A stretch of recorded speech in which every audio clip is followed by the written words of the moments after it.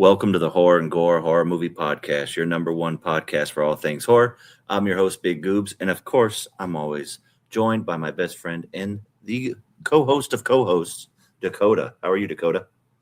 I'm doing good, Goobs. I like that intro. Good, good. Now, if you are listening or watching, rather, you will notice we have another beautiful person on the screen with us. We have a special guest, Mr. Rob Nelson of Rob Nelson Horror. How are you, my friend? I'm doing absolutely excellent. How are you guys doing this evening? Doing good, doing good. If you don't know Rob, well, get to fucking know him because not only is he a great guy, but he also writes some of the most diabolical shit you will ever read. He has a book out right now, Made a Monster, a splatterpunk novel, and a brand new book coming out, Just the Tip. And that comes out January 16th, if I'm not mistaken. You are not, sir. All right. So follow us on our social medias. They're all going to be down there as usual. And we have a fantastic fucking episode this week. And we're going to hop right into it. So what did we watch this week? And we are going to start off with Mr. Rob Horror. Thank you so much. I'm honored to go first. Let's see. So this week, cheating a smidge, carry over from last week a little bit just to pad the numbers. But I watched Saw 1 in its entirety for the first time. It has been a long time coming. I'm sure I've said this about a million times now, but I don't handle gore very well, despite writing some of the worst things you may ever grace your eyeballs with. So I watched Saw 1. I really enjoyed it. And then the other movie I watched this week is The Lodge, which I've seen it before, but it's been quite a while. So I gave it a rewatch and I did not remember shit and I liked it. So Nice. yeah. Hell yeah. Mr. Dakota. Before I go, Rob, I'm glad you finally watched Saw because I love the Saw movies. Hell yeah. Where you're not into gore, the first one is the one that has the least amount of gore. Once you get the sequels, especially number 2, like the difference from number 1 to number 2, like me watching it, oh yeah, it's totally different movie. I'm fucking ready for it, dude. I'm going to subject myself to this bullshit finally. I'm going to go through the whole thing.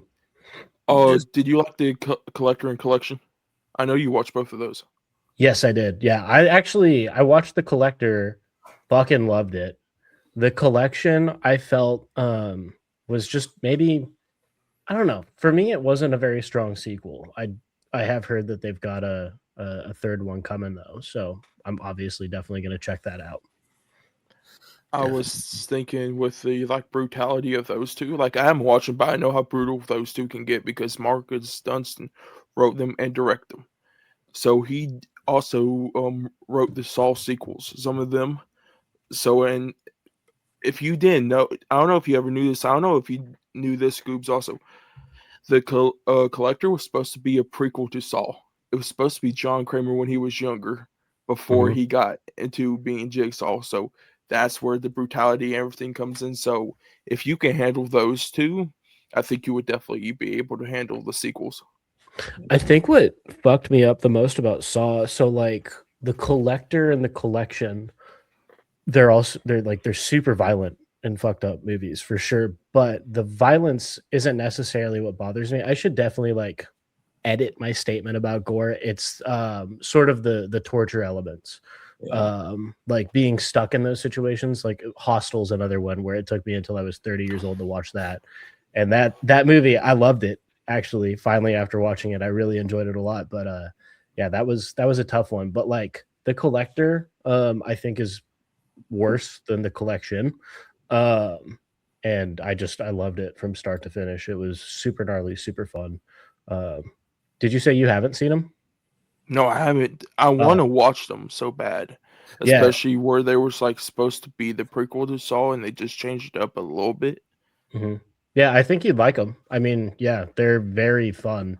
Again, I think the first one's better, but they're it's fucking a solid movie. Yeah, for sure. I probably need to watch them this week after talking about it. Do it.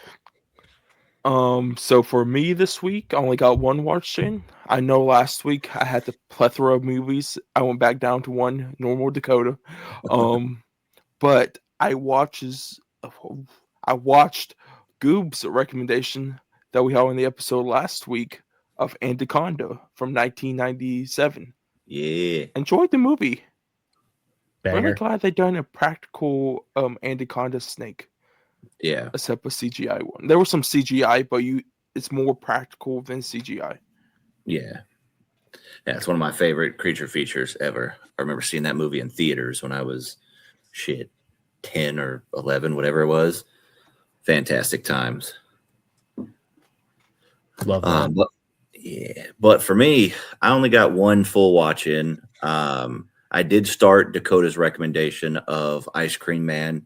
Got about halfway through it, and then some stuff came up. But super unsettling. Clint Howard is one of the most, like, when he's on screen, he just gives me the creeps. Not in a bad way, like in the best possible way for sure.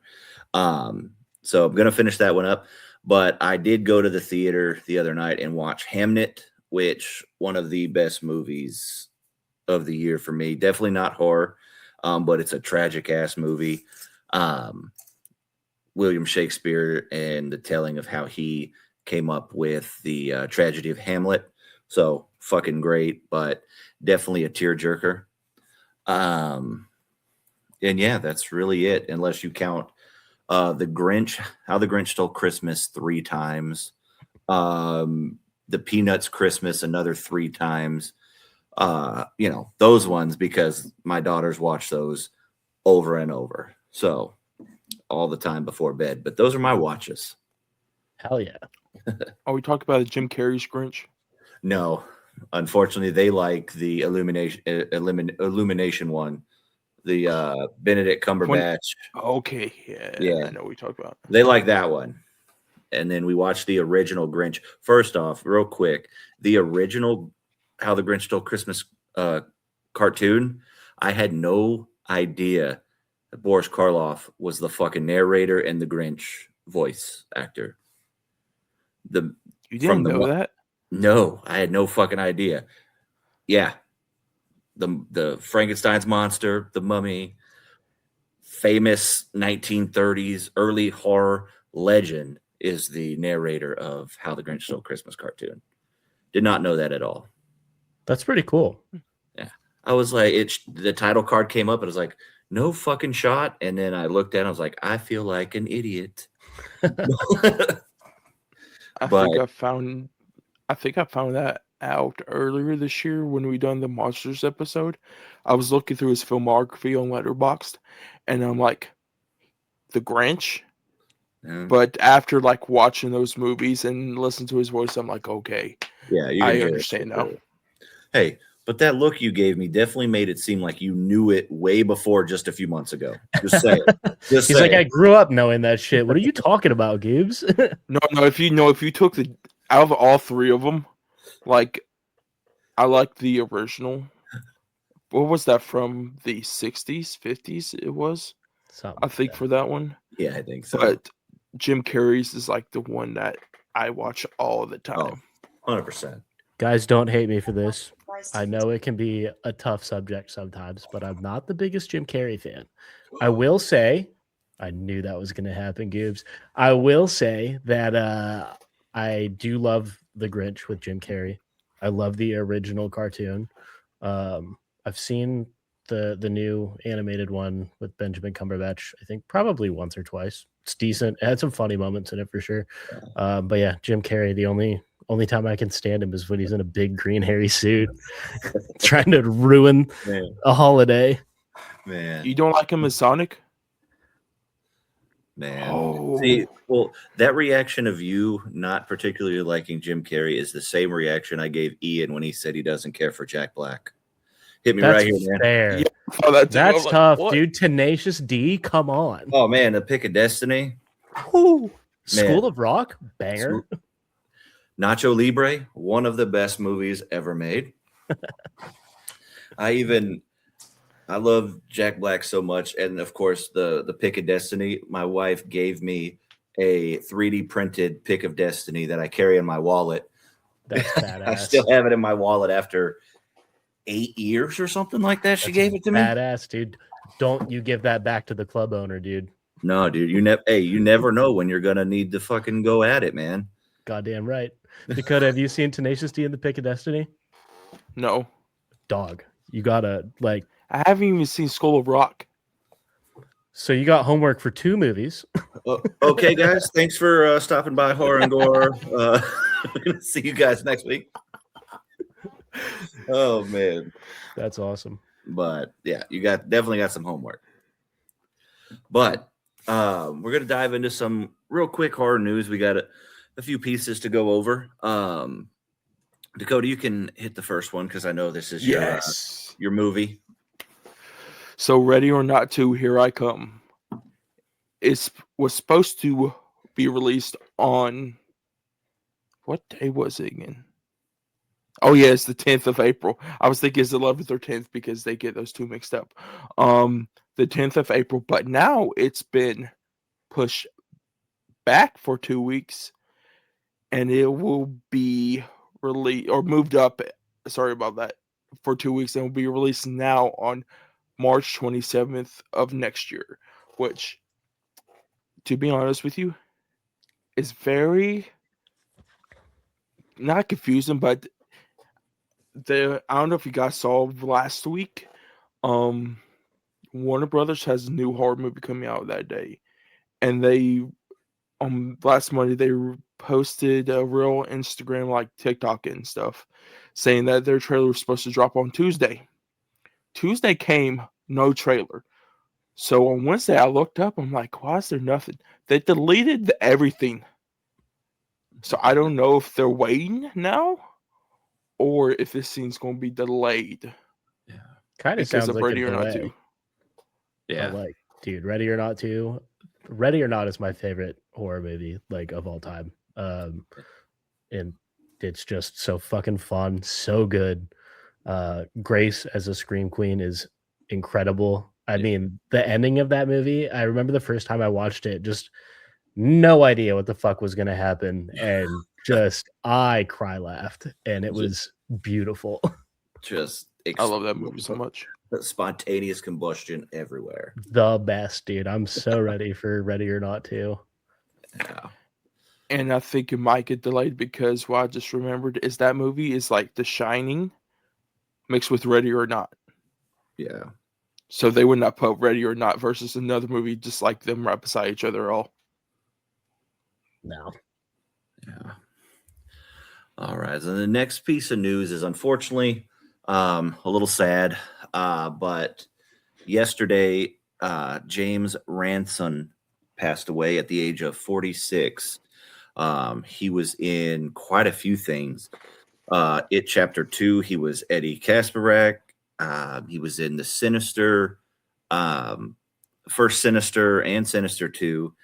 And he was also in the Black Phone and a bunch of other things. VHS 85. Black Phone 2. Yeah, Black Phone 2. VHS. He was in quite a bit, also some TV shows. He was very active. And gone too soon.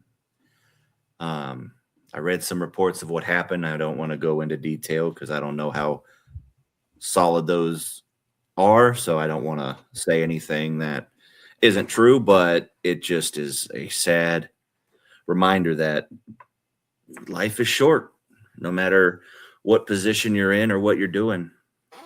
Every day could be the last one. So very sad. For this, because I found this out straight off, and I send it to you, Ian, Colby, and some other people that we knew, and I'm like, because he's in the Black Phone 2, and you know how much I love both of those movies, so I'm like, oh shit, and especially VHS 85, because of course I think of everybody, that's my favorite segment out of the whole entire movie. And to see that, you said it's very sad, like, we don't technically really know what happened. Like, there's a situation around it, but like you said, it's hard to know that you could be here at one moment and gone the next without even anything. And always check in on people that you know, because you don't know what they're going through. Very true. Yeah. 100%. Love everyone around you. Yes, sir. Treat people with love and respect. Definitely. Yes. So, Welcome to Dairy has some Funko Pops that are releasing. Which, Rob, have you seen all the Welcome to Dairy? No, I need to. I watched the first 3 episodes, and then I was like, okay, I need to binge this. I can't just watch an episode and stop, because that's not how my brain works. So, yeah, I was gonna watch it actually over the weekend, but then I got sucked down a wormhole of writing, and I could not stop that train from fucking ripping. So I'm definitely gonna be watching it probably this weekend after Christmas, or like around New Year's time is when I'll be finishing it up. But I've avoided spoilers pretty well. I know the premise. Very familiar with, like, the It universe and stuff. I'm very excited to check it out. But yeah, I haven't finished it yet. So okay, it's not as much spoilers for the Pops because a lot of it's in the promotional work also. But one, of course, it's the backstory. Like, we all know the backstory, like, of Bob Gray, his daughter. So it's his daughter, Bob Gray, like, before it and everything. When she's older and when she's younger. The wife, which I will talk to Goobs about that later because I don't want to spoil anything for you. you can Rob. talk about anything. It's no big deal, dude. You're not gonna ruin it for me. I'm heated with this. Why the fuck did they make a Funko Pop when she's not even in the show? There's going to be more seasons, so maybe they just like Easter egg in it. Plus, Pisses me off. Collectors are going to buy it regardless. So, and the 2 last ones are my favorite. One is the blood cover Pennywise. I really like one. And then I love how they named it because we all have named it that. Pickle Dad. That's awesome. Pickle Dad. Yes. That rules. Hell yeah. But that is it. I think there's like another blood Pennywise, like when he's down in the sewer, Goobs, and he's like sitting right there at the kids. Is that pose? No, it's when he's in the kitchen with Will. Gotcha. It's that pose right there. Yeah. They have that. Nice. Have to check them out. Looks like we got another piece, which I don't know what we're doing anymore in life. Freaking Shiver Me Timbers is getting a sequel. Shiver Me Timbers. Hear that, Colby? And I couldn't even get through the Popeye movies. All of them. I couldn't even get through them. But this one was terrible. And there are going to have sidekicks now as well in this. And more public domain. What are we doing? What are we doing? Being unoriginal. Just pissing off Goobs. This is how you do it. I gotta watch this movie because, of course, I'll give everything 5 stars. This will test me.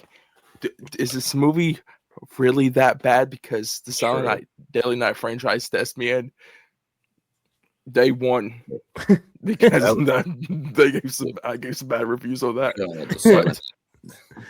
Dakota loves fucking everything. Goobs is so pissed off right now. I love it.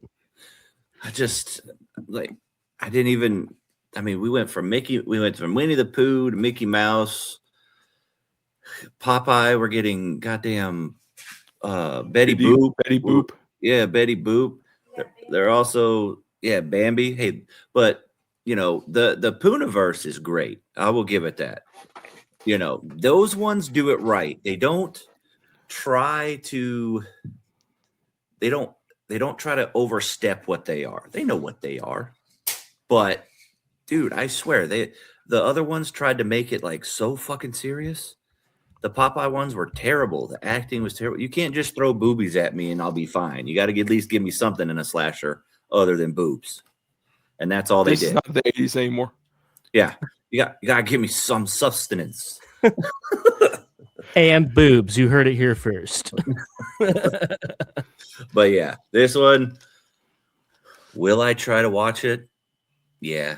So I guess I'm just a glutton for punishment here. Question my for you goodness.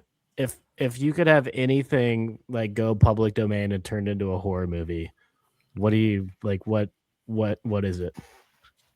Transformers. Nice. I want to fucking see fucking Megatron just absolutely gashing people. Nice. Just You know. violent as fuck. Yeah. We could just make a rated R Transformers, though. Huh? We could just make a rated R Transformers for Paramount, and we're good. You know, give us that. Or give me I know what. Give me a fucking slasher Ninja Turtles. I like it. Give me something like that. I want SpongeBob. I want the hash slinging slasher. SpongeBob.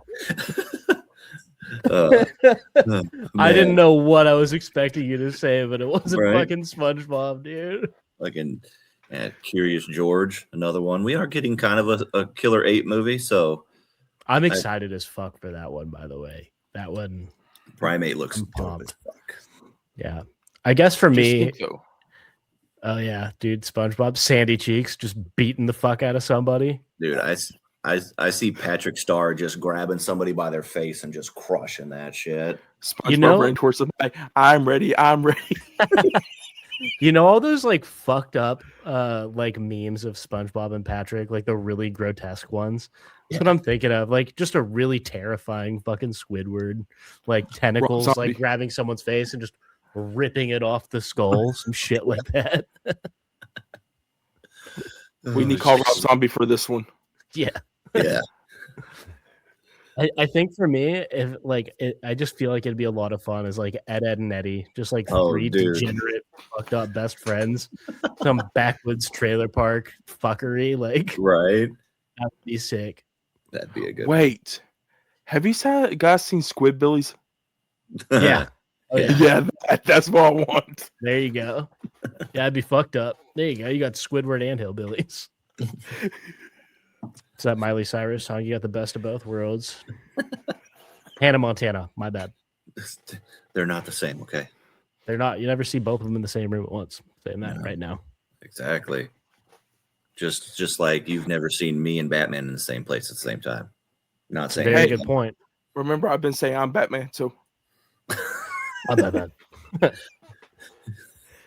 All right. Last piece of news. Go ahead, Dakota. Oh, we went off the rails. it ends the new it's a release on Letterboxd video store right now. Yeah. Premiered at South by Southwest earlier this year actually. Yeah, earlier this year. Our friends that actually have seen it earlier when the film festival run said it's great. When it dropped on Letterboxd, the video store, the other friends we have seen it also with other reviewers out there, and they say it is great also. I know I haven't seen it. Rob, have you seen it yet?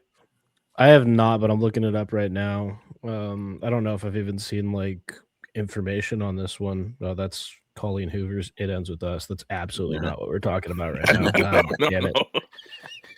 Yeah. What about you, Goobs? No, Oh, I haven't watched it yet. I want to check it out though. yeah, dude. Wait, is it A24 or something? Yeah, No. it's getting picked up by Neon. Neon's picking it up. Yeah. I get those two fucked up all the time. They're very similar in like style. Yeah. Yeah, no, I'm excited for this one. Very much so. I'm very skeptical now. Like, do I want to rent this, or do I want to wait to watch it in theaters now it's picked up? Yeah. Well, it probably won't come out until middle of the next year, and who knows how long it's going to be on the Letterboxd store. So I might just rent it over Christmas and check it out. I think it said June 10th. No, yeah, June 10th. Not June, July. No, fuck. January 10th. Whoa. We got there, big dog. I'm really proud of you for that. We got there. Dude, I might fucking... Yeah, I've heard it's really, really fucking good. So, but yeah, I'm glad it got picked up. I'm glad that these independent, smaller films are getting the exposure that they are. It's another cool thing about like social media and reviewers and content creators and stuff like that, and like the film festival circuit that allows these films that shit most of the time would get just buried somewhere and not get the light it deserves. So that's super sick that it got picked up. So I'll be looking forward to that. Yeah, either way, if I see it earlier with the letterbox rental or what, I'm still gonna go see it when it does its theater release and everything. Do you think anything's gonna change? I'm not sure, because I know that what Neon did with Chris Stuckman and Shelby Oaks, he had it, premiered it, and then they picked it up and then threw a bunch of money at him and said, hey, let's reshoot this, and this. Mm-hmm. So you never know when a studio gets into it what they're gonna do, if they're gonna change it or what. I'd like to see Shelby Oaks, the version that Stuckman made before it got sort of the upgrade, because I feel like the higher quality elements, which I don't know what changed and what didn't, but some of that stuff for me kind of actually took away from the movie. I liked the grittiness and everything of the first like half hour, 40 minutes or something like that. Yeah. Very creepy vibes. And then once it kind of went high production, it kind of a little bit of losing me. Not much, but. Yeah. And I feel the same when you get like an independent type film and you get like the raw aspect of it. Sometimes it just adds to the charm of the film itself. But when you throw that glossy cover over it, you're just kind of like, it kind of takes you out of what the film was intended to be. Yeah, because it's something gritty and you made it too polished, and it's like, it wouldn't have been that. Yeah, because the filmmaker has an original idea and he uses what he has to make the film. And then that was his intent. And then it gets picked up and people who have budgets says, well, we should try this instead. And you're kind of in between, because I heard a lot of the criticisms was there was just too many different subgenres within this film, or so many different, like there was found footage, there was mockumentary, there was traditional narration, there was all this stuff into it. I haven't seen it yet, but that was a lot of the complaints that I saw. So it's like, did they kind of put that in there? So I kind of, same with you, I kind of want to see it ends before it gets touched by the studio. Before it gets diddled by a studio. Yeah, 100%. Because, I mean, it's Neon, again, who took Shelby Oaks. They're the ones that picked up it in, so you never really know. Right. But... So with that real quick, I was going to say, I know some information about the whole entire like Shelby Oaks thing. One, I think it was full found footage when he premiered it last year. So that's what's his main goal when he was making the movie. Because I remember him announcing like the crowdfunding and everything. He wanted a full found footage movie. Yeah. I think the whole story going everywhere and feeling like a whole bunch of subgenres might be Neon, but they also ramped up the gore in it. That was another reason they put in the production. But I think they only did that because coming out of TIFF last year, it was getting review bombed really bad, the movie was. Yeah. But with It Ends, I feel like where it's actually doing good, because it's the same way with Together. They didn't change nothing in Together, I think. Yeah. So I think they won't probably change nothing in this, and they will just release it the way it is. Yeah. Yeah. Interesting. Yeah, I mean, like I said, I kind of want to pick it up and check it out before it disappears and goes bye-bye. Goobs, sure. I bet you'd like Shelby Oaks. Like, it's not a bad movie at all. It's just there are some things where it kind of pulls you out. Had it been full found footage, I think it would have ripped. Yeah. And like, did you see it, Dakota? No, not yet. Not yet. Okay, I won't spoil anything, but it definitely oscillates between those genres, and there are points where it's like when it gets to those grittier moments, like I was saying, it's just like it's so good. Yeah. It is. So, anyways, go into it with no expectations and just see what you think. But it's Yeah. good. It's just different. Yeah, definitely. But with that being said, we're going to jump into our main topic. So grab your Santa hats and your chainsaws because we are going to fucking go Christmas horror. Hell yeah. We're going to go what, 5 or 6? I don't really remember. 5. We're going to do 5 Christmas horror movies. Not necessarily the best or whatever, but it's what we deem that we want to talk about. So it's going to be a fun time. So grab your eggnog and let's fucking do it. Cheers, boys. Let's do it. Next, go ahead. Robbie, you're up first.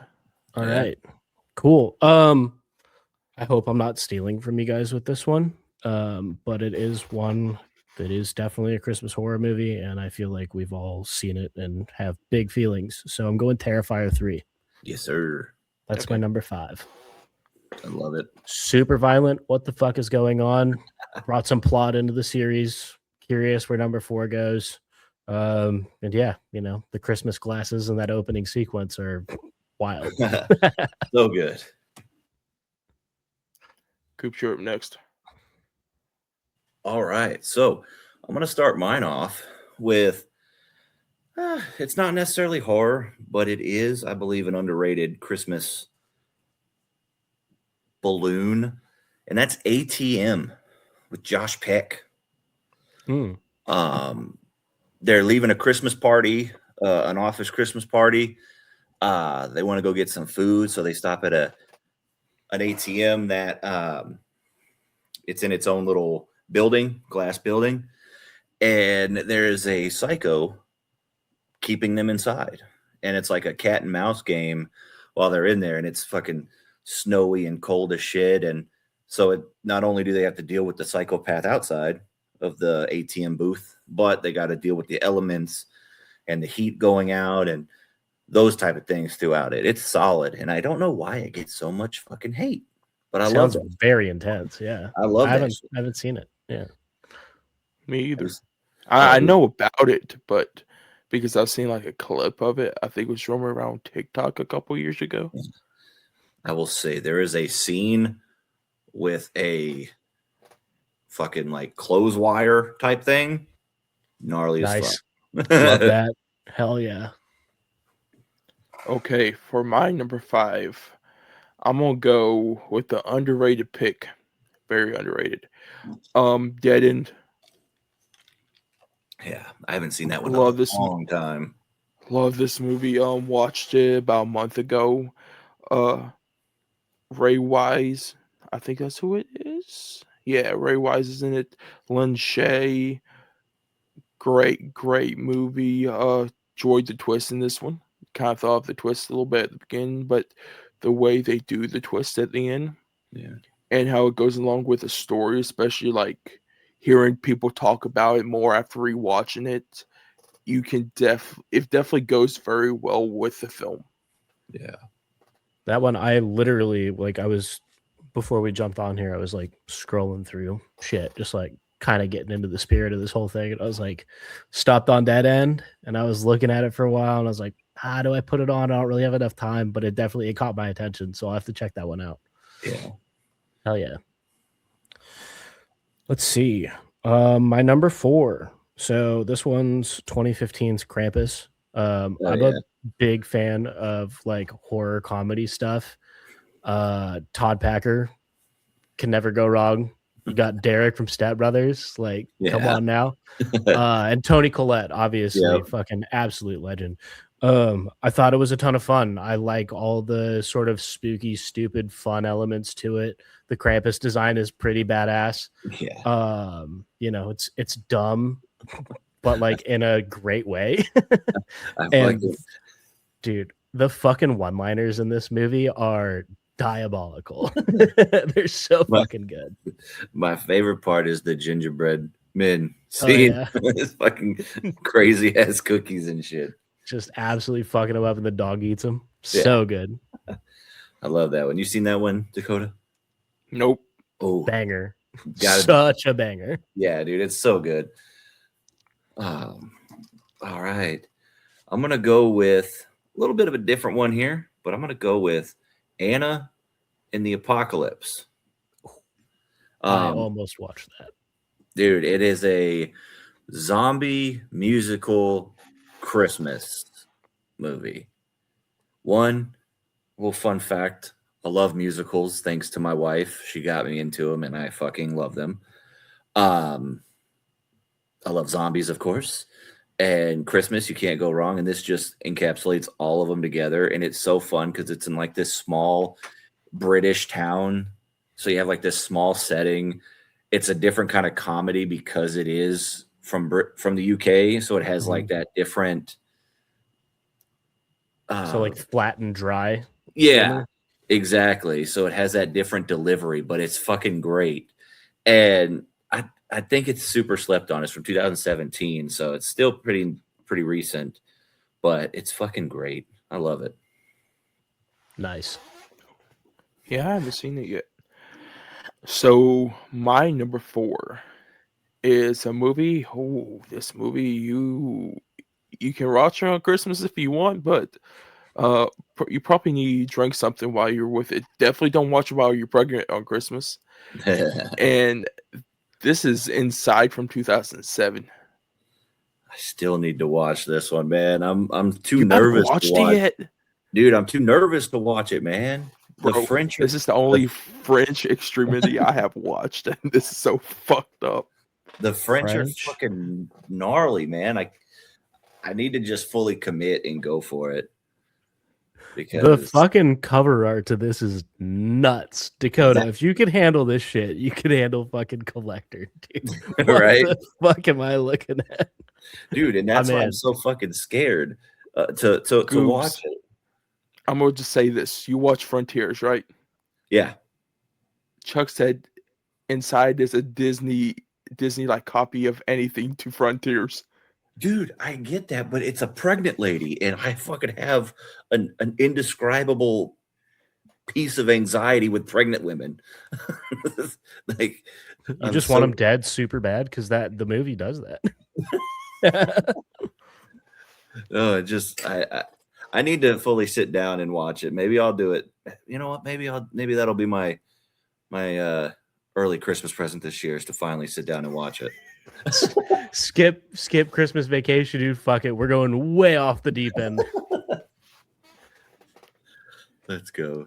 That's awesome. I haven't gotten to see Frontiers yet. As soon as I heard about it, I went and tried to find it, and you can't fucking stream it or anything. So, been waiting. But once I see that one pop up, I'm gonna check it out. I might have to give this one a go too. Fuck it. Yeah. I need to watch the other ones. I need to watch is High Tension, which I'm gonna probably get that Steelbook High from tension. Lionsgate Lemonade.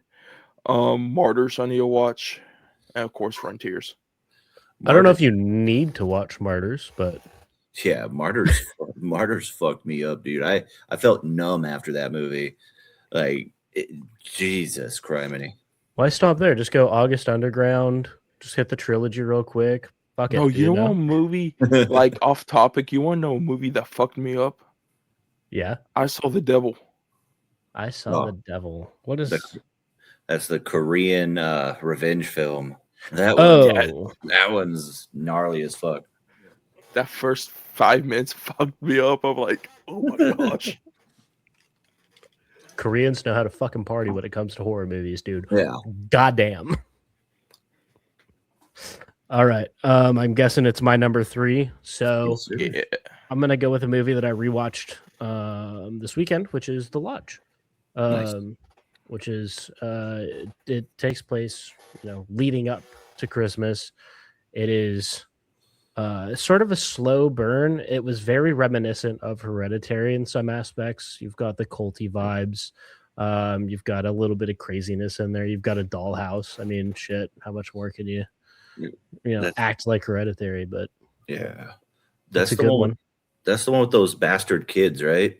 Those little fuckers, dude. Yeah, the worst kids on earth. Man, so bad. Yeah, I remember watching that when a couple years ago, and me and my wife were just like, "What in the hell? I can't deal with these little bastards."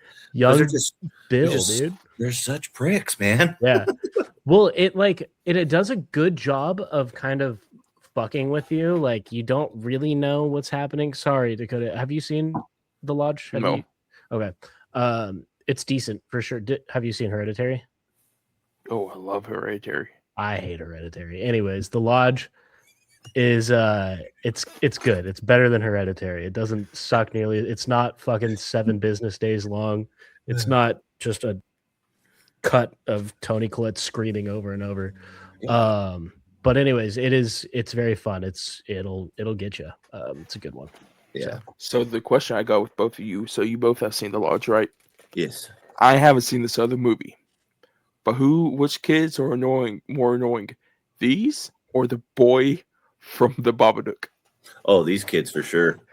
Okay, that's a tough one. So the kids from The Lodge are diabolical, shit-headed little fucking demon babies.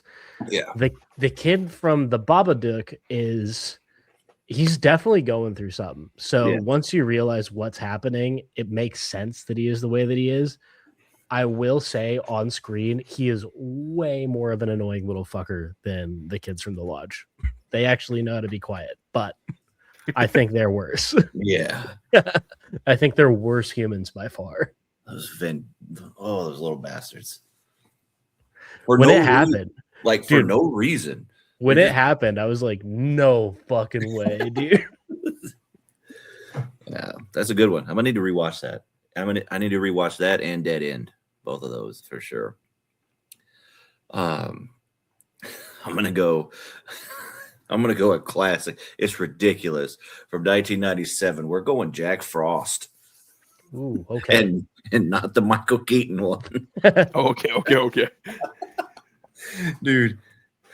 The killer, fucking serial killer Jack Frost fucking gets basically reincarnated as a goddamn snowman. And oh god, it's Chucky but a snowman. Hell yeah. Yeah, exactly. And it's dude, the one-liners are the same level. Dude, it's hilarious and so funny. It's got early Shannon Elizabeth as well. And who plays it? Scott McDonald is the guy who plays Jack Frost, and he's like the perfect fucking asshole, and but with the comedic chops. So good, ridiculous. And there's a sequel. Honorable mention: Jack Frost 2. They're on a fucking tropical island. Don't know how that makes sense, but we don't need to make sense. Fuck no, dude. It's comedy coming together. Yeah, Who dude. gives a shit? So yeah, that's my number 3. Nice. Back to before I go with my number 3, I just saw a Public Domain. Jack Frost. Wait till Olaf is in the public domain. Make a Olaf horror movie. Look at Olaf, man. Hold on. Olaf, yes. But imagine the fucking the dude in the hut. Fuck, what's his Chris summertime, like fucking big summer blowout. Yeah, fucking guy, dude. He's just got pelts of humans in the back, dude. Right? Oh shit. He's fucking there's hundreds of bodies. That village has fucking been missing people for a while. Shit, I think we just have an idea. Right. But for my number 3, I'm going to do a repeat of what Rob already said, and that is Terrifier 3. Nice. Yep. This is my favorite out of the trilogy.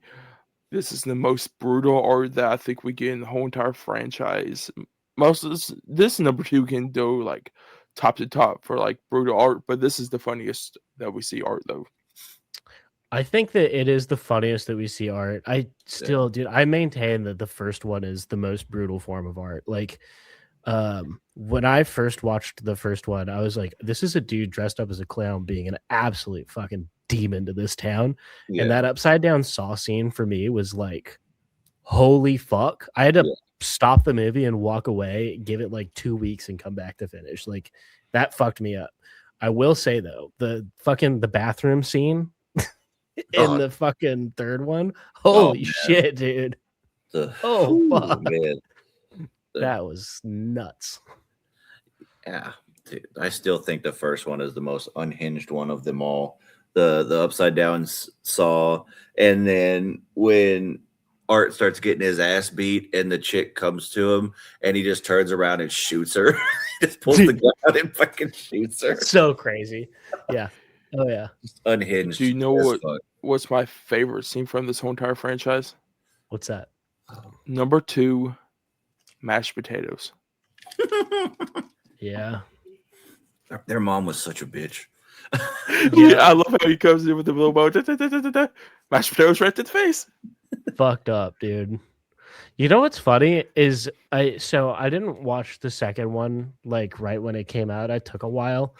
And everybody talked about that fucking bedroom scene in the second one. It for whatever reason, it just didn't bother me. Like, to be I honest don't know with what's you, wrong with me, but until she gets her arm broken, yeah. and then none of it bothered me until that arm was broken. Then I'm like, okay. But then after that, even like with the salt and bleach, I'm like, this is not bad. Like when I read it on IMDb when it first was released, it sounded like it was going to be more like disturbing than what it was going to be. It's the same thing that I see a lot, and like as an author and reader, like spoiler alert, everybody listening, I do a lot more reading than I do watching horror movies, and I read some diabolical shit. It feels the same, where it's like it's so shocking and fucked up that it has like a comedic value to it, and I think it's designed that way to kind of give you some relief. Which is why I like the grittiness and the nastiness of the first one, coupled with like the violence, to me just puts it over the other movies. But yeah, dude, that bone snapping will forever get me. Anything to do with fingernails or teeth, I'm out. But eyeballs for me. I hate eyeball stuff. It's Achilles for me. That's why Hostel. I'm like very skeptical on Hostel, especially with the Achilles scene. Ooh. Yeah, you haven't watched it? It happens pretty quick. Well, so you've seen House of Wax 2005. Yeah, that one. Yeah, you got that one too, man. Banger, dude. Paris Hilton. Oh, God damn. I first saw because when we watched it in the watch party that day, and I'm like, fuck. Yeah, dude. Achilles tendons are no bueno. Yep. Sorry in advance, Dakota. There's an Achilles tendon cut and fucking made a monster that's pretty brutal. So at least I'm reading it, not like watching it. I could read probably it and then watch it. Oh, you get a lot more detail on them. I can't wait to see what you think, dude. You're gonna stop talking to me. I know it. You are gonna pause note. You're gonna have to come back after he reads it, and we're gonna have to deep dive into that shit. I love it. Hell yeah. Oh, so terrifying. What's your number 2? Numero dos. Don't get shitty with me. I have not seen the original, but 2006's Black Christmas is equal parts fun, fucked up, and pretty goddamn exciting. There's very tense moments. It's fairly predictable, which is not a problem for me with this type of movie. It goes harder than I was expecting for sure, which for anybody who doesn't know, meat, cookies, and milk should not go together.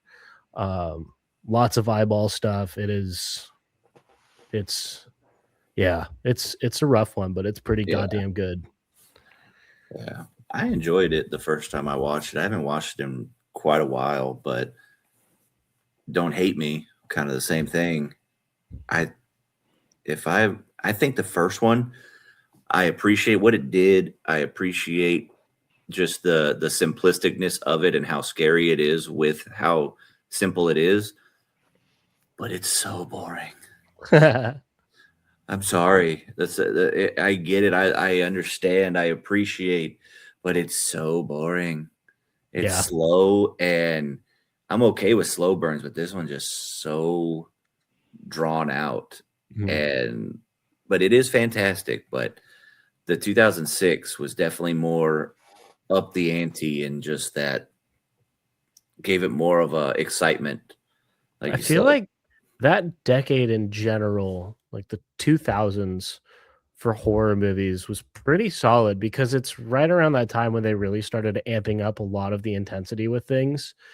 And you're not getting it, like you're still getting a lot of like character and story development and like a lot of like building of tension, while also getting a bunch of the violence and like that high octane sort of shit that, like, you know, we kind of grow to love as horror fans. Like I was talking to my buddy, shout out Nate. We were talking about like horror movie remakes.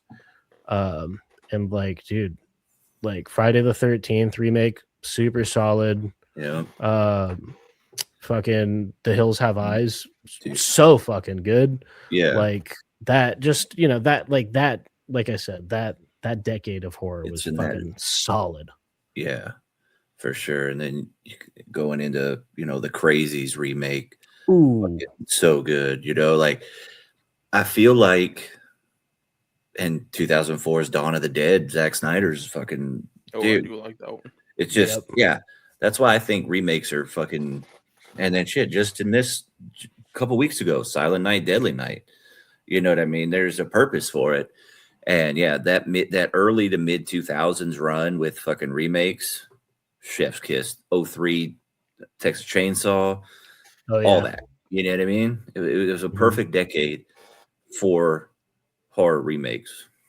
Plus the originals coming out of that time too, like The Strangers and shit. God damn, dude. Yeah. Quality. So the gore ramping up that you were talking about, Rob, in the early 2000s, I think that started with Texas Chainsaw from 2003. Because beforehand, like the gore, it was here and there. But if you want to talk about like severe, like right in your face, like no censorship, especially for that time, started with 03 Texas Chainsaw. You get in this, like with the eyeball shit and all, like the skin cookies and all of that. Was not expecting that. And if you look at Rob Zombie's Halloween movies, so much different than that, especially his 02, which not his 02, but his sequel, with Richard Brake, when he's just sawing his head off.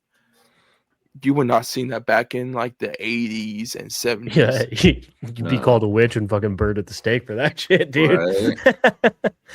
No, but I will say, like, the cool thing about earlier horror movies is, like, you know, as Goobs was saying, sort of the slower burn stuff where it's, you know, it's not that it's slower necessarily, but they focus a lot more on building the tension.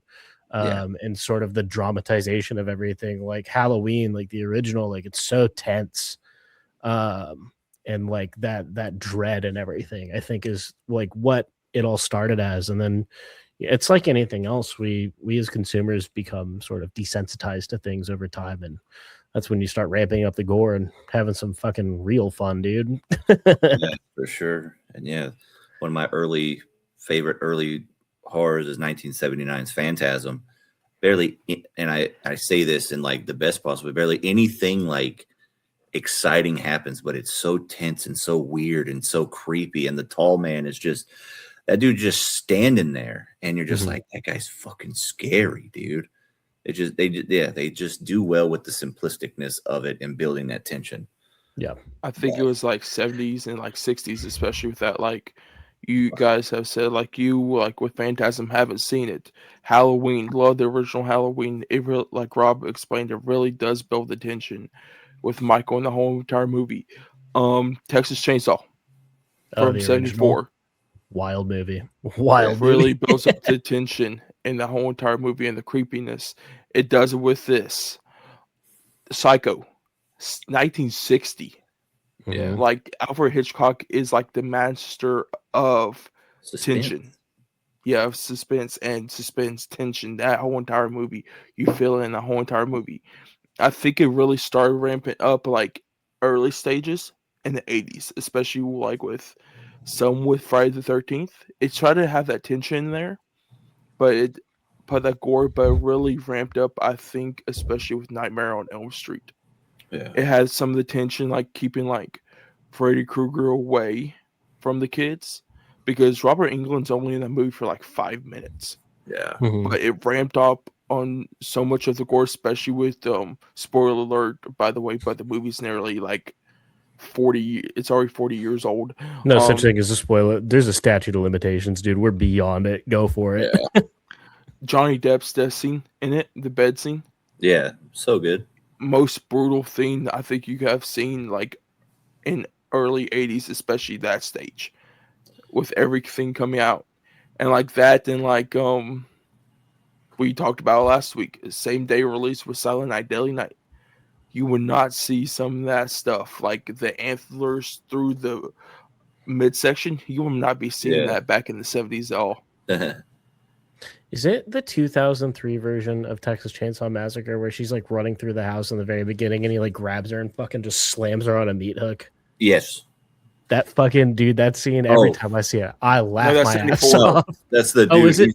He's running through the sheet or the sheets, the hanging, and he gets his leg with the chainsaw and it picks him up and puts him on the hook. Okay, that's what it is. Yeah, I do. I laugh my ass.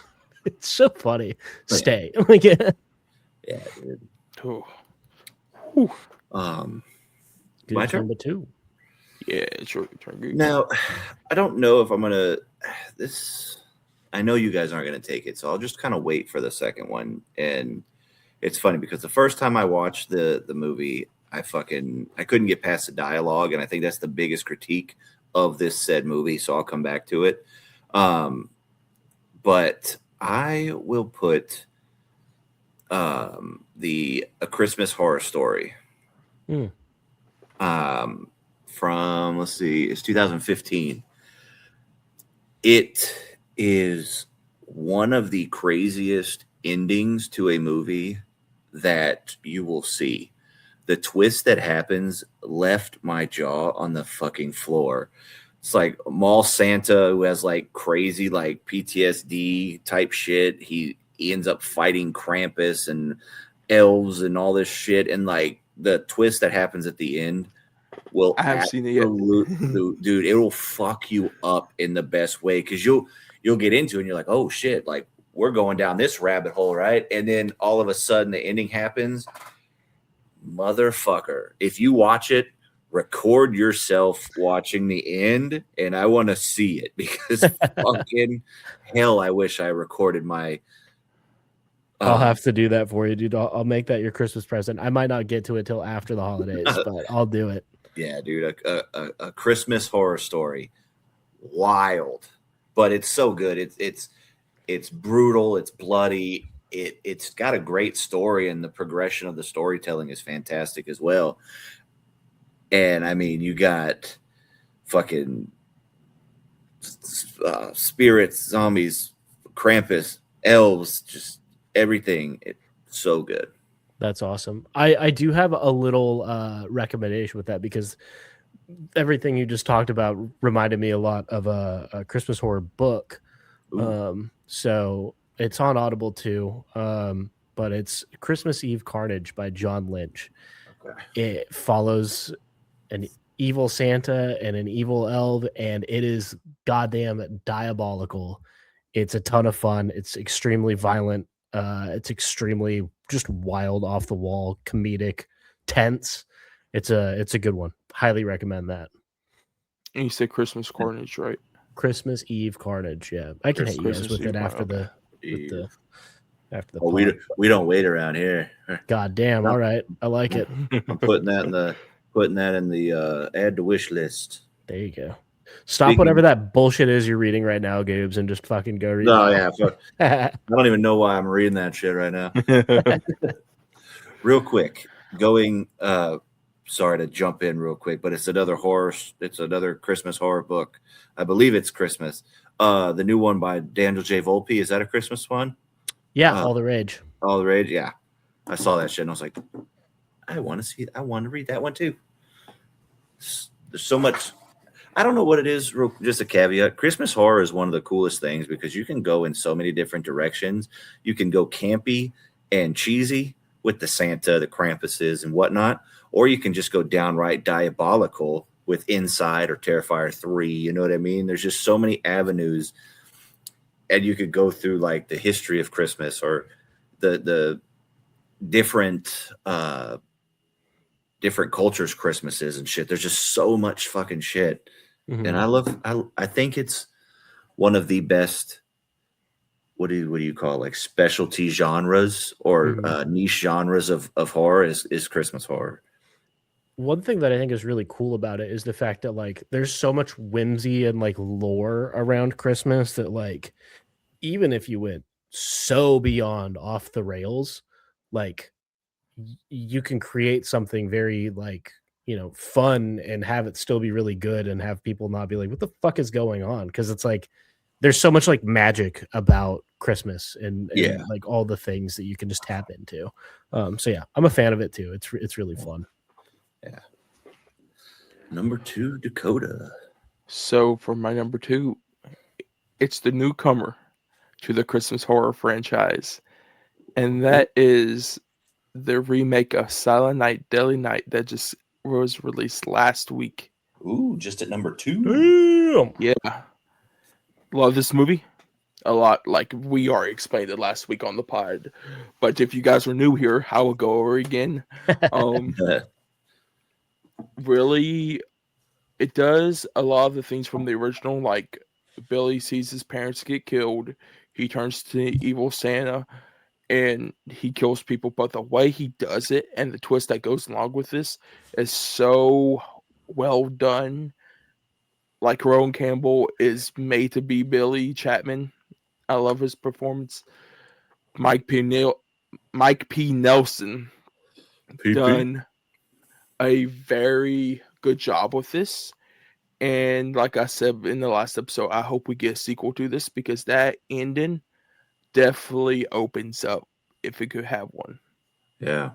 You know what pisses me off about this movie is that it showed up in my theater 20 feet from my fucking apartment. Dang. For 2 goddamn days. And it was gone. Dude. And I was like, Monday night after work, I'm buying my ticket. I'm going to go check it out. Fucking not in theaters anymore. It came out Friday. It was gone by Sunday. What the hell? I know, right? I know it was only a week for it. I think it was Friday to Thursday. And then by this Friday, it was gone. But I'm like, I'm glad I saw it.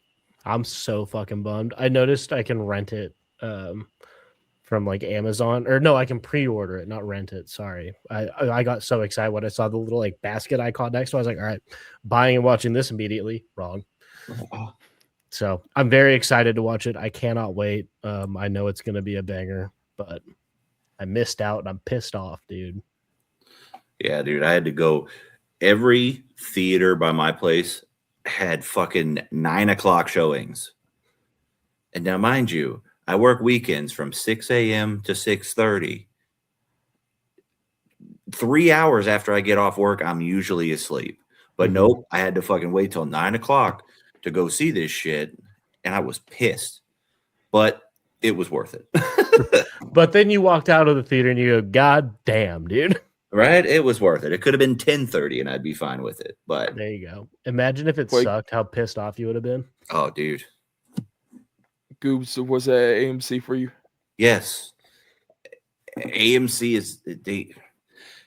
treats indie horror, especially these limited releases, so shitty. And mind you, I live in an area where I have I have multiple movie theaters within driving distance. So many. There's so many to choose from. But all of them just treat fucking independent limited releases like shit. I will say that is the cool thing about where I'm at is like I have indie theaters and then like Cinemark, 2 of them near me have like it's literally like it's its own separate like viewing room just for the independent stuff, which is really cool. So if like that's how I watched Primitive War. Granted, they had a 5 o'clock showing and then like a 10 o'clock showing. And I went to the 10 o'clock showing and then I ended up on TikTok live showing my feet till 4 a.m, fucking watching The Ugly Stepsister. That's a story for another time. But yeah, it is cool. Sorry, Dakota, I noticed I cut you off. What's up, buddy?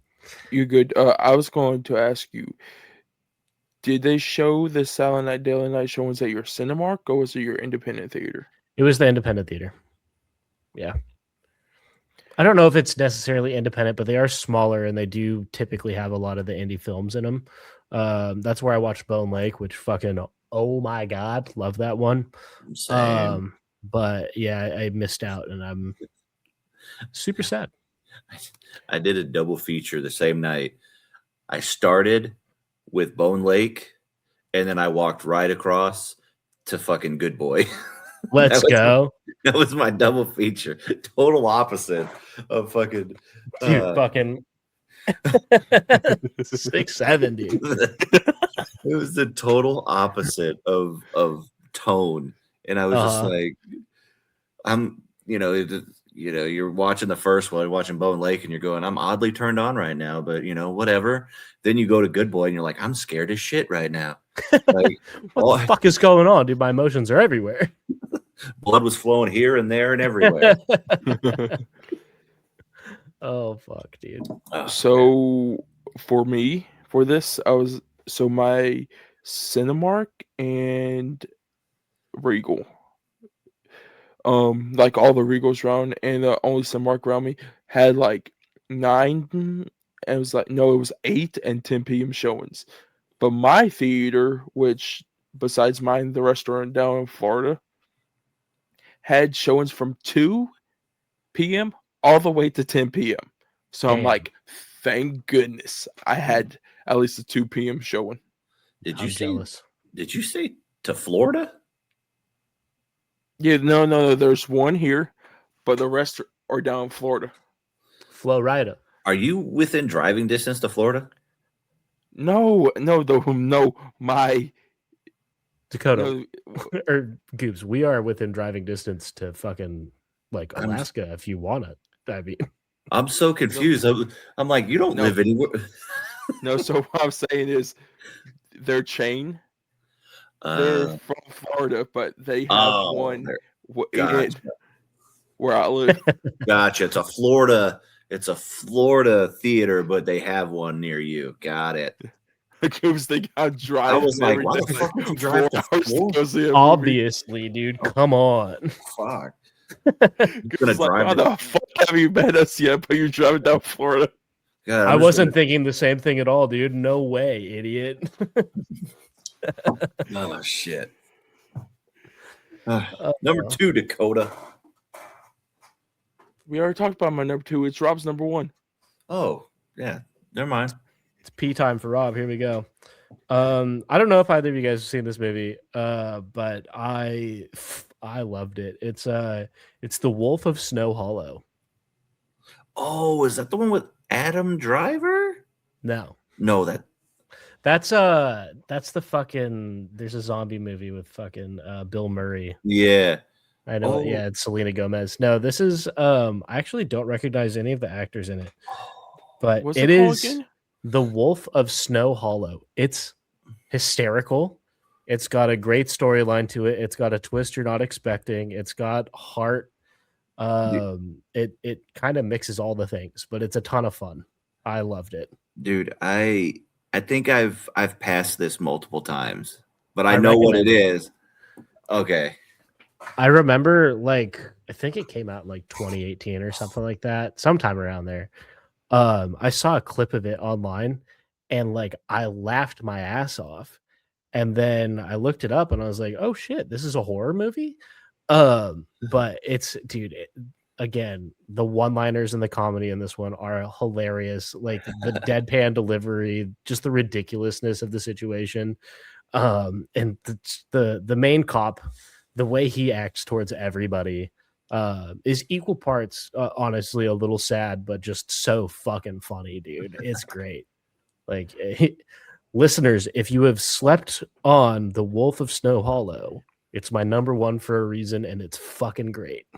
Let's do Okay, it. I'm just going to tell you, Jim Cummins, who directs this and plays the one of the cops, is not the older guy, but the younger guy. Mm-hmm. He's in that flashback scene. Halloween kills, not ends, but Halloween kills. You know the guy that gets choked out by Michael, strangled. Vaguely, yeah. That's who that is. Okay. Dude, you got to watch this. I mean, it's so good. It all comes back to Halloween kills and ends and everything. Every time. All circles around. Is this the guy? fucking... So the guy, you know, at Scream. Have you both seen the Scream 7 trailer? Yeah. Yes. You know the guy at the very beginning who's doing like the video production. He's over them and he gets killed. Yeah. He's in this movie, damn too. It's a good one, dude. It's a banger. We got to get fucking Halloween kills and Halloween ends on fucking Dakota's Zengo card. Oh, for sure. Bring it up every episode, Dakota. Never change. Yeah, don't ever change, Dakota. All right. So I have multiples, but I'm going to put this one at my number one, and then I'm going to, I got some honorable mentions if you want to go through those later. But it's fucking, and like, this is the one that when I watched it the first time, I couldn't get past, like, the dialogue was just killing me. But I have a newfound respect for it because of being able to watch other films that this director has done. And it also helps that I've met this guy and he's fucking rad as fuck. But I'm going Christmas Bloody Christmas. Is that the fucking Mecha Santa one or whatever? Yeah, it's so fucking fun how it's shot. It has the neon lights and the neon light color screen. It's fucking grainy as shit because it's shot on, I believe this one's 35 or 16. I can't remember which one this one is shot on. But Joe Begas is just fucking rad as fuck. And the way that he writes his movies or how he talks and how he is in person, like, it is fucking fantastic. The same guy who did Jimmy and Stiggs that came out this year that I'm fucking loved and was able to watch it with him in the theater and do a Q&A with him and just kind of talking. But yeah, it's a fucking Terminator Santa, dude. Just blood, gore, neon lights, man. It's everything you want. Utter chaos, hell yeah. Yeah, and yeah, it's one of those movies that's messy in the best possible way because, like, you have snowfall, neon light shining this way, fucking blizzard snow, Santa chopping people's heads off and shit. Like, it's fantastic. I saw Grubby talking about this one on TikTok the other day, and it made me want to watch it really bad. I'll have to get it on there.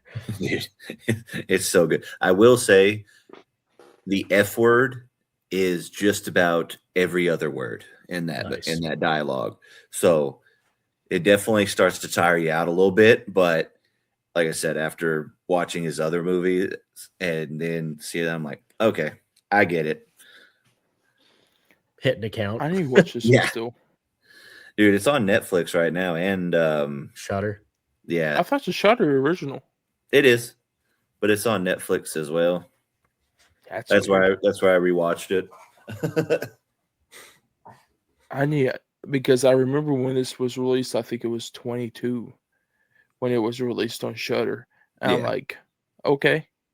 And I remember the Blu-ray because when Best Buy still had physical media in their stores, this was like prominent in like those older movie section. I'm like, this looks pretty dope, and I haven't got to see it, but I definitely want to watch it. Dude, I want to get the physical copy of this. I got Joe Begas' other film, VFW. He has that same style. It's grainy. It's film. It's got the neon light color palettes throughout the film about these fucking veterans at the VFW just going ham on people. It's fucking great. Hell yeah. Hell yeah. But that is my number one. So my number one. You two have already talked about this, but I want to put my input on it. So my number one is Black Christmas from 1974. So I thought it was 2019. no, that movie, the best version. I'm gonna have a question for y'all later about something about that. I had to. Everything that you guys say you didn't like about like it being slow and stuff, I feel like that really makes it more like, one is the tension. I think that, like Rob said, that really builds the tension. I really like that. But this movie's absolutely terrifying. I will say I haven't seen the original. That was I haven't watched it yet. So I don't know if I like it more than the newer one, but I know for a fact I'd like it more than 2019. Watch it in the dark, Rob. Watch it at night in the dark. That's all I do, dude. Hell yeah. It's terrifying. I watched this thing at midnight last year around that time, and I'm just going to say a couple of things. The phone calls.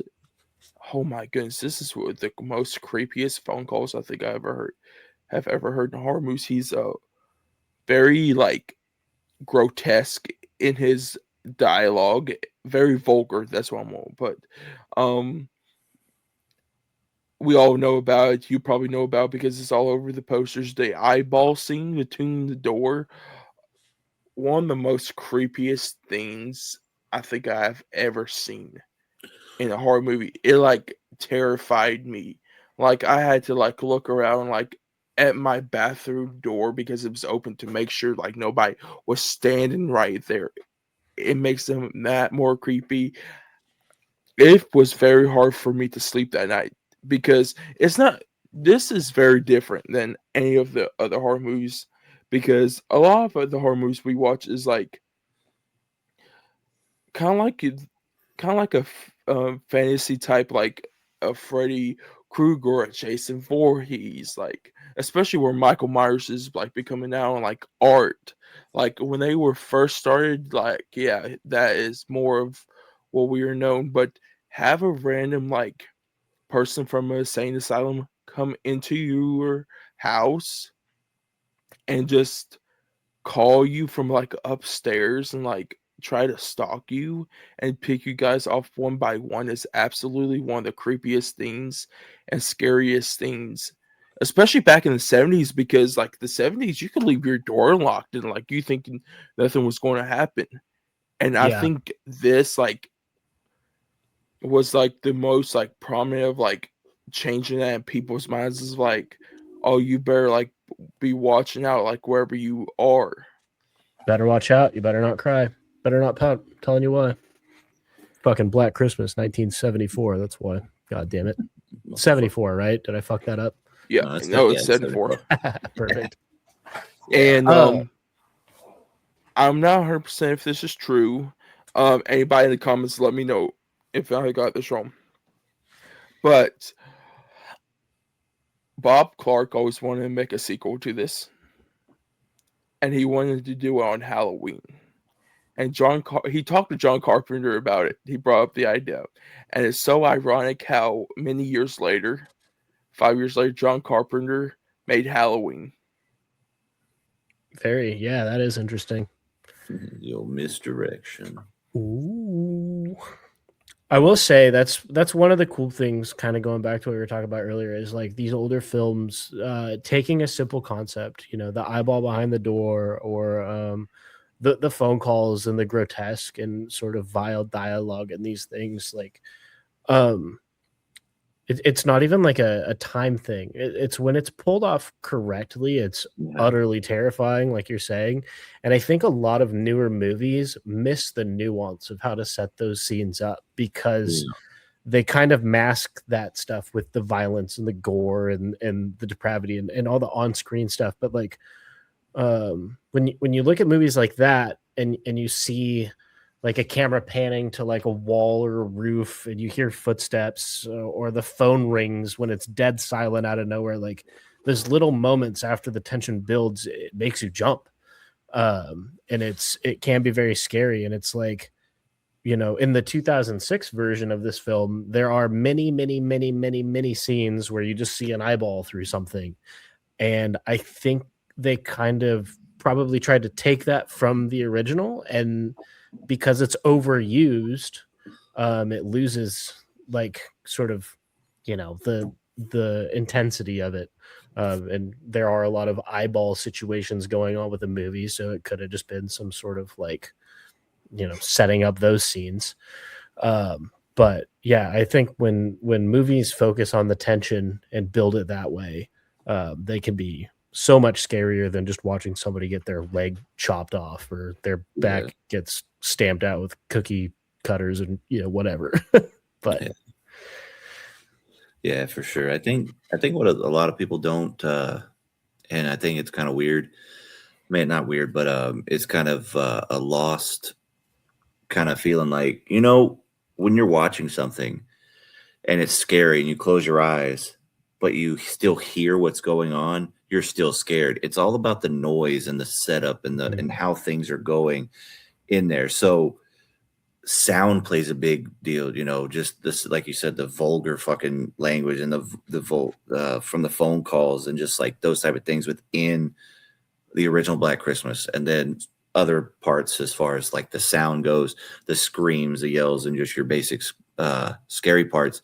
When you close your eyes, you're still scared as shit because you still hear everything. Mm-hmm. It's a lot of sound that I think a lot of people don't. The sound in horror is where a lot of the terror comes from, not just what you see, but what you're hearing, because you just are like, I don't know. It always gets me when I close, like if I'm scared, I'm just like doing one of these things, you know, like covering my ears, because it's the sound that fucking scares me, not necessarily what I'm seeing. It's what I'm hearing. So I think that's another cool thing. And like the best thing about horror is it multiple layers of the scares.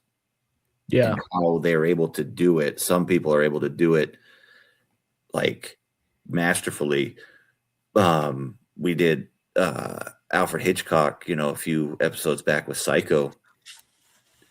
His score and his soundtrack of her just driving the car is tense as fuck, and you're just like, I feel very uneasy just watching her drive her car, but nothing's happening. But it's just the little violins or whatever the fucking strings that he's using, or just like John Carpenter when you see, you know, Michael, when he appears, it's like that, and you're just like, whoa, the hair on my fucking neck just stood up. And it's not just by seeing him, it hits your ears, and it's like, fuck, you know what I mean? I think that's a really good point, dude. Sound design is massive. And I think that's like one of the strongest parts of When Evil Lurks. Like, dude, that movie's straight. It's terrifying, first of all. Yeah. But like the sound design and the music is very scary. And like all those elements that they bring together to build that tension. First of all, an incredible retelling of like what possession is. Yeah. But also like, dude, I don't speak Spanish. I didn't even watch the fucking like closed captions. I just watched the movie. I knew what was going on, and I was utterly fucking terrified. And a lot of it had to do, you know, obviously with the emotional acting and stuff, but the sound was fucking creepy. It's just one of those things that I love so much, because you can have one of the scariest like visual scenes, but this is an extreme fucking, you know,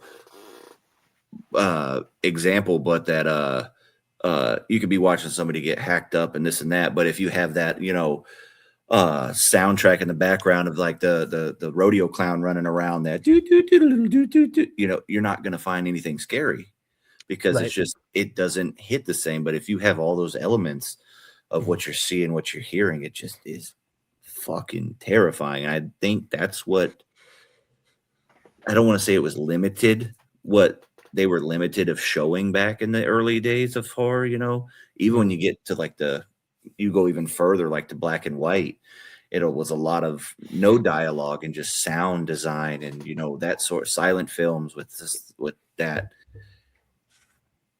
It was more prominent with how they did the sound design and with what they came up with to now. And I think that's why those earlier movies feel a little slower, because they did a lot of emotional manipulation with their sound designs and those type of things, and the visuals along with the sound design.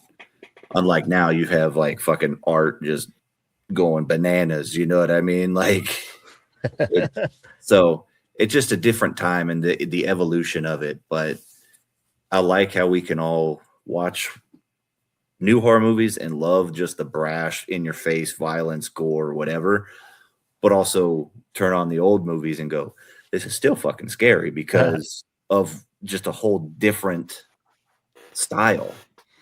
I will say this conversation and Dakota's sort of explanation of the 1974 version has definitely changed I was never going to watch it, to be totally honest with you. I'm not great with movies older than like 95. But I definitely I'd be willing to check that out. And it's interesting, kind of like backpedaling a little bit, Dakota. You were talking about like the phone calls, right? Like sort of the vulgarness of it and stuff. And what's really scary about that is like you don't expect somebody, like, I don't know if you guys ever got pranked by your friends when you were younger. Someone texts your phone and says like something kind of wild from a number you don't recognize, but they like say something about you too, and it just makes your heart fucking sink. And then you go to school the next day and it's your fucking dickhead James, whatever. But it's like those moments are very creepy. And I think like I love the Screen franchise, but like those phone calls of like sort of the cocky killer, like, sort of talking shit. Yeah. I think people latched onto that and they took that and they started putting that a lot into these newer movies. Whereas like, if you want to make like a very unhinged, terrifying ambiance, it's not always going to be this super cocky thing. It can be that like vulgar, like sort of brutal language that's going to make you really uncomfortable. It's not just, hey, I'm going to hack you to pieces. It's going to be all the other ooey gooey bits and pieces of like nasty things you can say that'll really get under someone's skin. So yeah, I kind of want to check that out now. Yeah. And another scene, which I want to hear from you, Rob, of how you, after you watch the movie, it's the final scene of the movie. Of course, it's on the poster of when the girl is in the basement and she's dead, and it pans out to the front of the house, and Silent Night just starts playing. And to have that whole experience through this whole entire movie of tension, terrifying, like everything that we just talked about this movie, but to have that especially with Silent Night, like the original version playing, it's more creepy than ever. And it just like heightens like the terrifying level, even with just some generic Christmas music. I think it's really interesting. Like as a writer, like one of the things that I try to do, and again, like I write really nasty, gnarly stuff, but I also I try to interject some creepy elements, and you'll see it in this new book, where it's like there are scenes that are meant to like build that anxiety. And it's something I'm working on, and it's kind of hard to do in books, but Nick Roberts is an author who does it really well. And it's the sound design stuff. Again, you're describing the noises and the sounds and everything. But going back to Dakota, what you were saying is like, you have this super horrific and brutal thing happen, all contained in this one house, but the entire world around it, nobody else knows what's happening, and they're right there. And so to like finish it out and pan away from this thing and just play a Christmas music because everybody else that night is all excited for opening presents and their little Christmas parties and things like that adds to that, like it adds to the brutality, it adds to the scare, it like changes the element because you mentioned this earlier, it's realistic. It's not like a poltergeist or a dream monster or the grabber or any of these sorts of things. It is a psycho killing people, and everybody around it is just going on about their day, and that's fucking scary. Yeah. Yeah, I think when you're dealing with just a regular person, is 10 times scarier than dealing with a monster or a ghost or zombies or creatures. It's just that human element of you don't know what humans are capable of. Like certain humans are capable of atrocities. And it's like the monster stuff, you know, like an evil Bigfoot or a fucking shark or a zombie or whatever, like a werewolf, a vampire, like all these creatures in creature horror, like they tear people to fucking shreds. Like if you're in that predicament and you're like, you know what, fuck it, I'm done, you could just go get annihilated and it's going to be quick. Yeah. With a human, you go just get it over with. They could just be like, welcome to Saw, dumbass. Like, yep. Like it's people are terrible. Yes, 100%, man. People suck so bad. And that's my favorite type of horror, is sort of the realistic, what are humans truly capable of? And if you can imagine it, it's probably been done before by somebody, you know, with a knife and a dream, baby. Yeah. Yeah, it's gnarly. That's a good pick, dude. Yeah. Love it. Thank you. All right. Any honorable mentions that were just there that you want to shine some light on, or you know, what do you? We could just spitball them out. Yeah, I've got a couple. So a movie that I'm about halfway through right now is called Better Watch Out, and it's a lot of fun. I was gonna bring that one up. It's so fun, man. Yeah, it's a good time. I'm a sucker for horror that is equal parts scares and gore and fun.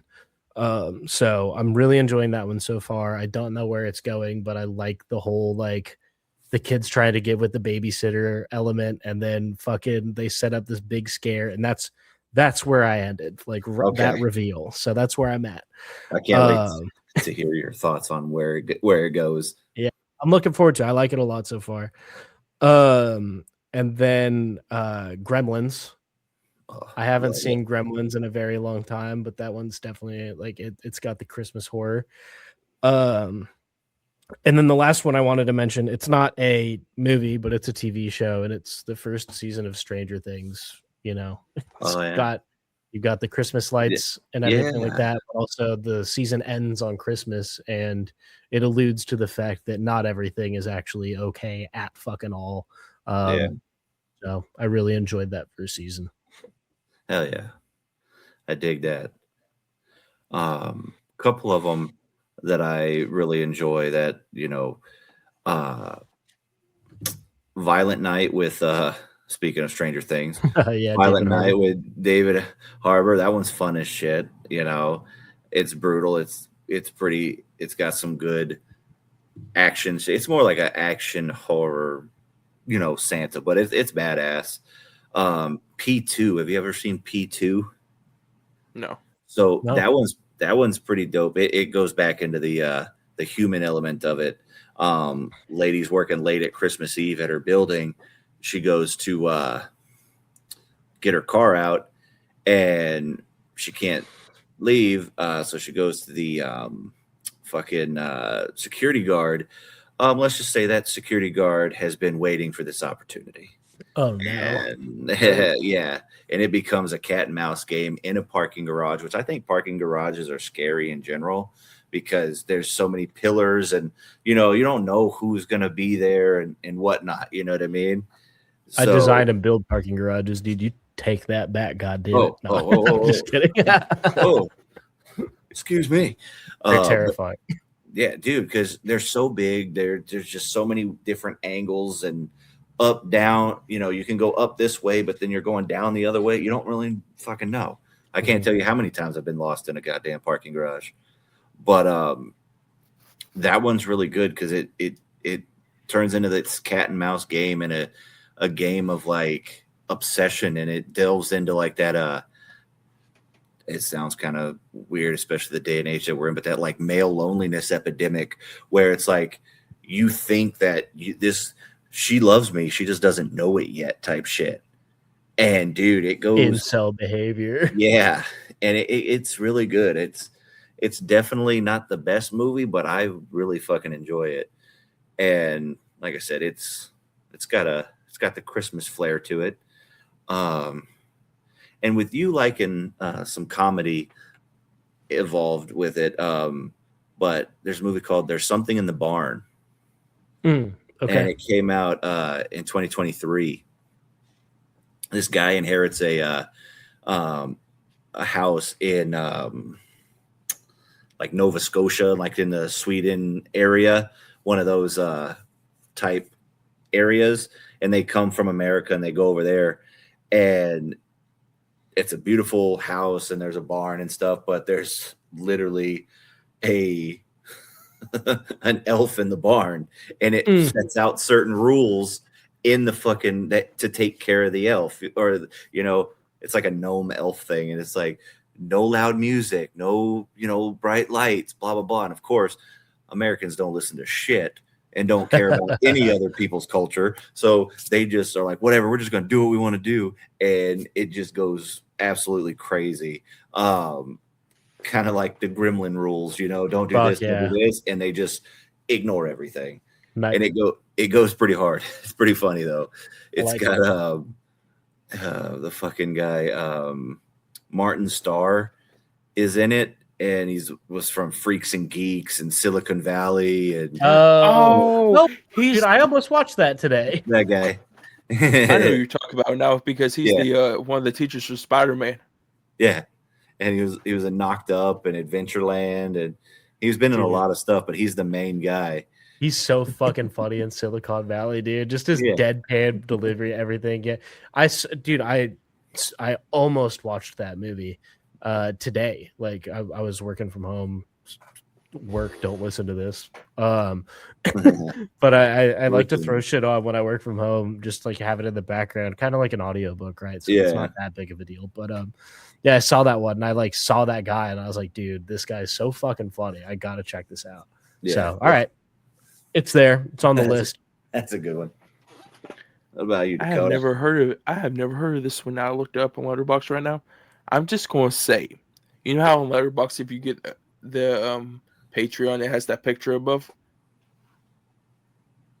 What picture? So you know how you get Patreon, you got the poster, then you have like the background cover. Oh, okay, I got you. So the background cover is a gnome holding a bloody saw looking out of the bar. I'm like, I'm all in on this right now. Dude, it's fucking fun. It is a fun ass movie. Hell yeah, dude. So I only have two. One is Gremlins.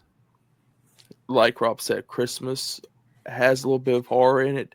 Really great movie. The other one, which not a lot of people like it, but I really enjoy it, and that's The Mean One. Mean One. That's the Grinch public domain one. Oh God. Okay. It's funny. It's goofy. It's David Howard Thornton as the Grinch. Okay. Fair enough. It's like you can get art, but you know how art, like we said, was more comedic in Terrifier 3? This is what you get in the Grinch form. Dude. Okay. Yeah. Love it so much. I dig it. I respect that. Hell yeah. Yeah. But I got one more question before we head off. Ooh. Of all the horror movies, like Christmas horror movies you guys seen, which one is the worst? There's a lot of bad ones. I already know my pick. I'll let you guys go. Go ahead, Dakota. Silent Night, Deadly Night 4. God, I hate that movie so much. Yes. Just want to fucking. Why is Clint Howard gotta be in it? That's the like. God. I'm trying to find this one because I started it like a year ago, like last Christmas, and I was like, "This is absolutely ridiculous." And now I'm trying to fucking find it because it was genuine. Did you not finish it? I didn't finish it because it was so bad. That's where I'm going with it. If I didn't finish it, it's the worst one. Oh man. While you look for that, I'll just Yeah. say I have not watched a ton of Christmas horror movies. So I kind of pulled out all the stops tonight. I really maxed out my Christmas horror movie Let's knowledge go. there. I will watch more for sure because they are very fun and I miss the whimsy of them. But yeah, actually I don't have any that I hate. I liked them all. If I will say, if I had to hate any of them, the ending of The Lodge pissed me off. The whole movie's great. And like, if you kind of come up with your own, I was talking to Crystal about this like 2 hours ago, but if you come up with your own sort of concepts of like what you want the ending to mean, it becomes a lot more fun. But that ending fucking drove me right up a wall when I first watched it. So I'll say that. But overall, I like the movie. You know, so you haven't seen Black Christmas 2019? No. Not stay away from that. Not gonna. It's bad. You know, I'm just gonna throw this out there because it's just you almost get to the point where they're so bad they're good, but it's the fucking the gingerbread, the ginger dead man. Those movies are terrible. I know what you're fucking talking about. They're so bad. And I want to love them because they're just so goofy. They got Gary Busey. The first one's got Gary Busey in it. And it just, they're so bad, dude. Gary Busey fucking rules, dude. You want to know, like, I haven't watched them, but you know how bad they are? It's got to be bad when I could go to my convenience store, like the gas station, and find those DVDs on the shelf. Yeah. Yeah. That's where I got the 6th Harry Potter movie on DVD. It was at a gas station. Have you seen it? What about the 7th one? Oh, fuck off, dude. God, was 2 parts. That was so clean. You motherfucker, Gibbs. Got him. God bless. Oh, man. Oh, I got a real question. Random question. Do you consider Nightmare Before Christmas a Christmas movie or a Halloween movie? You ready for this answer? Everybody getting close. I've never watched The Nightmare Before Christmas. Well, thanks, everybody. We'll follow Dakota and I. Maybe not the guy down there. Your choice. Oh, man. Oh, yeah. No, it's funny, too, because it's like a claymation, right? Yeah, it's a stop motion. Yeah. Dude, I'm a huge fan of stop motion. Like all those like film types and stuff like that.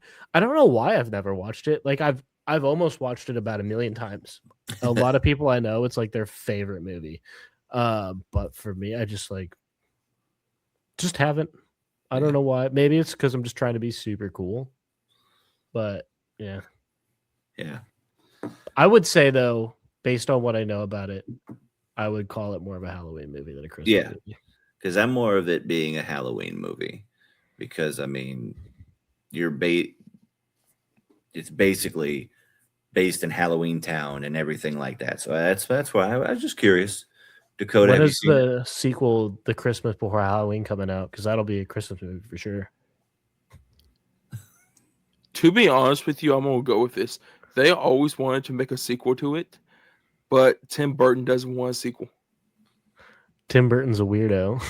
And also, I think it's Henry. Oh, I think it's Henry Selick.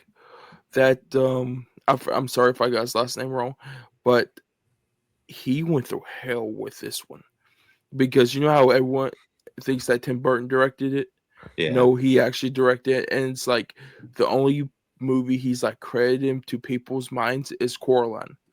So he hated that whole entire process, and he never wants to make a sequel. Yeah. And then Burton, I think, really wants to do his, like, he done the Corpse Bride and all of that, but he's more of the live action type, like with Sweeney Todd and like Charlie and the Chocolate Factory and all that stuff.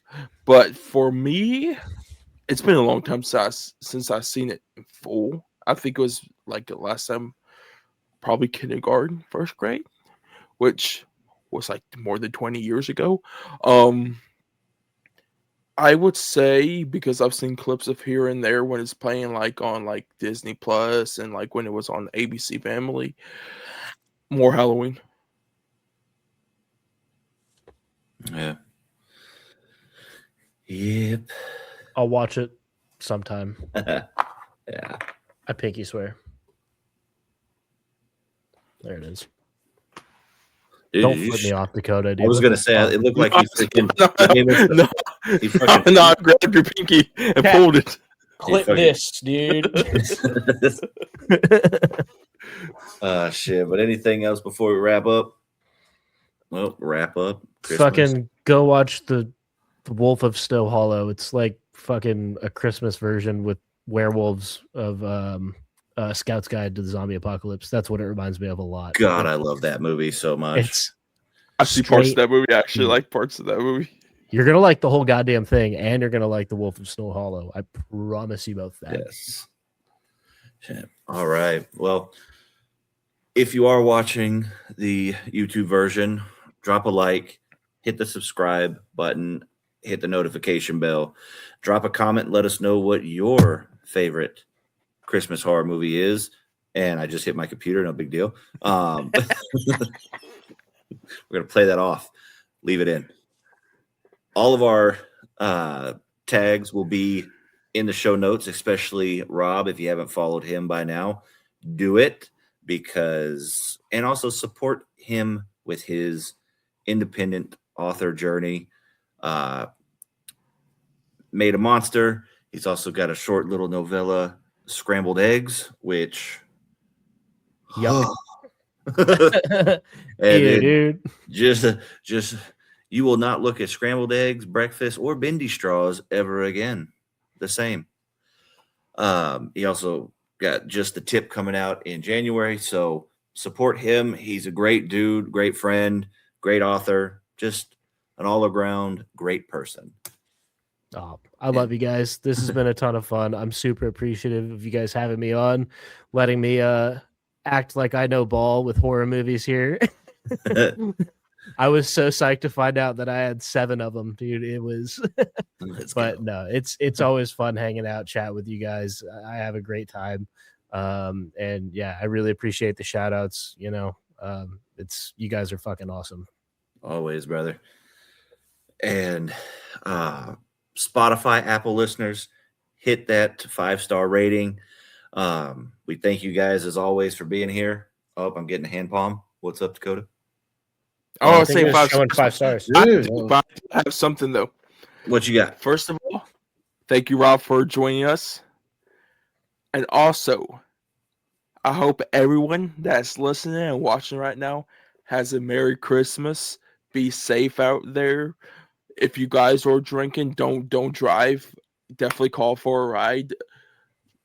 Spend time with your family. Have a lot of ham or turkey wherever you guys are eating.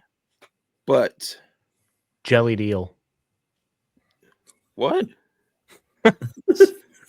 I said jellied eel. Oh. Sorry, dude. I didn't mean to fuck up your roll there. Clip